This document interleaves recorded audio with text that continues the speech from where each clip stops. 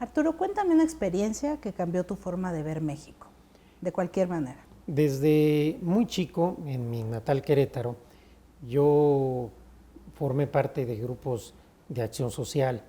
Entonces me enfrenté desde muy pequeño con la realidad de nuestro país, de la injusticia, de la pobreza, de la desigualdad, de la discriminación, y creo que eso me dio desde pequeño una visión y una sensibilidad social para ser empático con el dolor ajeno, para entender que había otras realidades en México y que estas realidades no eran soportables, que no era digno de un país como el nuestro tener esas desigualdades, esa pobreza, esa injusticia.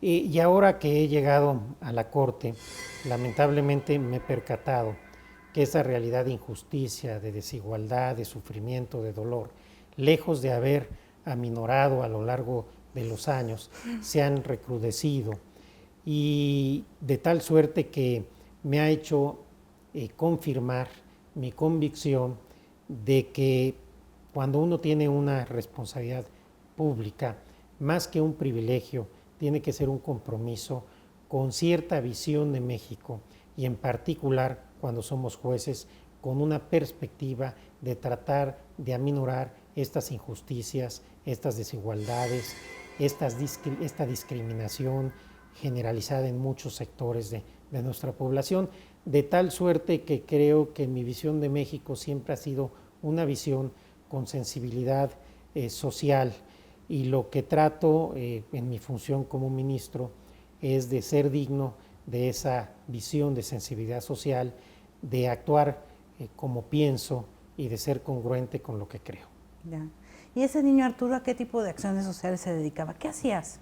Mira, fundamentalmente en aquel momento yo pues, estuve en una escuela ¿Católica? religiosa, católica, pero con los hermanos maristas, que eran religiosos, la verdad, bastante liberales, y que pues estaban muy cercanos a la teología de la liberación, Sí. con la que yo en aquel momento me identificaba.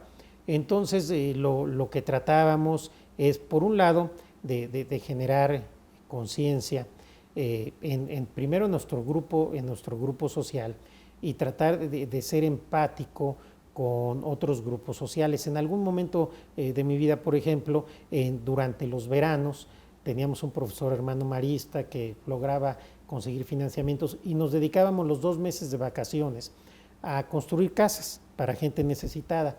Y más allá del beneficio que implicaba para ciertas familias darle una vivienda, que la verdad era un esfuerzo muy limitado, lo más importante de la experiencia es vivir lo que vive y lo que sufre un albañil trabajando, es sentir lo que implica cargar un tabique, cargar una carretilla, poner cemento, y generar esa conciencia y esa empatía con las personas que menos tienen, pero que no tienen menos ni porque sean flojos, ni porque les guste vivir así, ni porque sean unos borrachos, porque ese es el estereotipo Sí. que muchas veces se quiere hacer en México. Son de la pobres gente. porque quieren. Son pobres porque quieren. No, yo dudo que haya gente que trabaje más que un albañil o un ferrocarrilero o un obrero, y sin embargo tienen una situación de desventaja, no porque sean flojos, no porque no les interese progresar, sino porque en muchas ocasiones nuestro país no permite la movilidad social. Creo que una de las grandes carencias, una de las grandes deficiencias que está viviendo nuestro país ahora, es que hemos perdido algo muy importante que nos daba la Universidad Nacional y que yo veo cada vez menos frecuente, la movilidad social, la posibilidad de que la gente de las clases más desprotegidas pueda, con su esfuerzo y a través de las aportaciones que pueda hacer el Estado, ir subiendo de nivel social y poder tener una vida de la misma forma que quienes nacieron en otro tipo de realidad. ¿Cómo eliges tus batallas? Mis batallas como ministro las elijo aquellas que tienen que ver con la protección, con el desarrollo de los derechos humanos. Cuando yo llegué a la Corte, yo dije en mi discurso de recepción que yo entendía la función de un juez constitucional como la de defender al pueblo frente al abuso del poder, que así entendía mi misión y que esperaba ser digno todos los días de esa manera de entender mi función. De tal suerte que mi compromiso ha estado y espero que siga estando con los grupos vulnerables, con los grupos que son discriminados, con la gente que sufre injusticia, con un compromiso para tratar de que avancemos a un esquema en que los derechos humanos sean una realidad para todos. Y esto obviamente implica asumir una posición en la cual la comodidad queda descartada. Ser ministro no es llegar a un lugar para estar confortable y cómodo. No es un privilegio en ese sentido. Ser ministro es llegar a un lugar donde uno tiene el deber de ser incómodo para los que tienen poder, de ser incómodo para los que violan los derechos humanos, de ser incómodo para los que quieren que las cosas no cambien. Así concibo mi función y así concibo mis batallas. Algunas han sido muy incómodas, pero yo espero seguir siendo un ministro incómodo lo que me quede como ministro. ¿Cuál es la experiencia más dolorosa que has vivido, pero de la que más has aprendido? En el plano personal, obviamente la muerte de mi madre. Algún poeta ha dicho que cuando se muere nuestra madre, no importa la edad que tengamos, entonces volvemos a ser niños. Y es cierto, la muerte de mi madre me enseñó que todo es transitorio y que por eso hay que vivir plenamente cada momento y vivirlo con plena responsabilidad. En el plano institucional... ¿Fue hace mucho? Habrá sido hace 6, 7 años. Muy reciente. Sí, bueno, sí, la verdad es que la extraño todos los días como si hubiera sido ayer. Pero en el plano institucional, sin duda lo más doloroso que he vivido fue aquella reunión que tuve cuando recibí a todos los papás de la guardería ABC. Fui la única autoridad hasta ese momento, que hacía casi un año que había sido la tragedia, que recibió a todos los grupos de papás juntos. No sé si ahora alguien más lo haya hecho.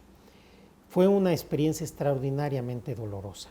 Nunca en mi vida había vivido, había estado en un lugar, ni pensé que se pudiera estar en un lugar donde se respirara tanto dolor, tanta legítima indignación, tanto sufrimiento, tanto resentimiento, tanto clamor de justicia, que realmente me cambió mi manera de entender mi función de ministro.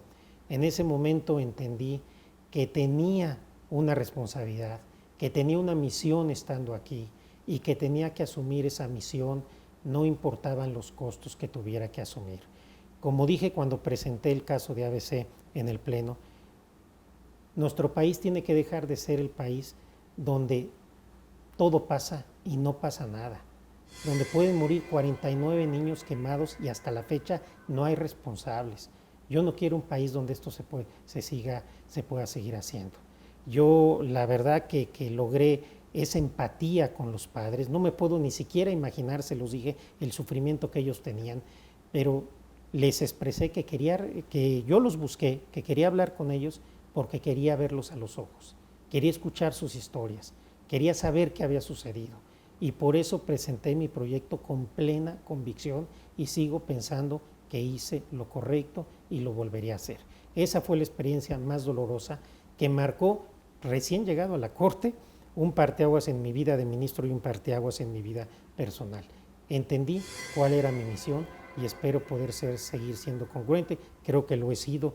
Los ministros, los jueces constitucionales, tenemos una cuestión pues muy sencilla para valorarnos y ahí están nuestros votos, nuestras sentencias, nuestros argumentos. Eso es con lo que nos deben juzgar, no con lo que digamos o con lo que simulemos, sino cómo votamos, con qué causas estamos comprometidos y si estamos comprometidos con esas causas siempre o solamente cuando es cómodo estar de ese lado. ¿Qué harías si supieras que por un momento o por una etapa de tu vida o para un proyecto no vas a fallar? Que tienes esa como gracia. ¿Qué decidirías hacer? Haría exactamente lo mismo que hago, con la misma pasión, con el mismo entusiasmo, con la misma convicción. Creo que uno debe actuar así, sin importar los resultados. Muchas veces los resultados no dependen de uno, pero uno no puede estar sujeto a eso. Creo que hacer lo que debo hacer con la misma pasión, es lo que haría. Si solo pudieras resolver un problema y quisieras resolverlo, ¿cuál sería? ¿Por qué decidirías ese? Resolvería, si pudiera, el problema de la injusticia, pero en sentido muy amplio. La injusticia en sentido estricto, la injusticia en los procesos, en los juicios, que lamentablemente llevan a que nuestro país esté en las cárceles repletas de inocentes, sobre todo de gente de las clases más desprotegidas, la injusticia que se traduce en pobreza, la injusticia que se traduce en desigualdad, la injusticia que se traduce en discriminación, la injusticia que se traduce en carencia de una educación de calidad. Creo que ese sería el problema que yo resolvería de serme posible. Y si tuvieras un gran borrador que pudiera borrar acontecimientos históricos, ¿qué borrarías de la historia de la humanidad y de México? Es realmente, obviamente, es imposible Claro. Borrar cualquier acontecimiento del pasado. Si me dices qué borrarías de la historia de la humanidad, pues yo creo que obviamente las guerras, el odio, la incomprensión, los desacuerdos entre los seres humanos. Pero más que pensar en eso, yo creo que la historia nos debe servir como una reflexión para qué es lo que tenemos que tratar de evitar en el presente y en el futuro. Aprender de estas experiencias, porque de nada sirve analizar la historia si no aprendemos nada de la historia. Y yo creo que la historia nos debe enseñar a toda la humanidad y particularmente en este momento a los mexicanos que tenemos que superar los odios, los rencores, la polarización y que debemos buscar un ánimo de concordia en donde antepongamos el bien de México más allá de nuestros criterios personales, ponernos de acuerdo en lo esencial y después tener nuestros desacuerdos en lo accidental. Y por lo que hace a México, borraría el dolor, el sufrimiento de tantas víctimas y de sus familiares.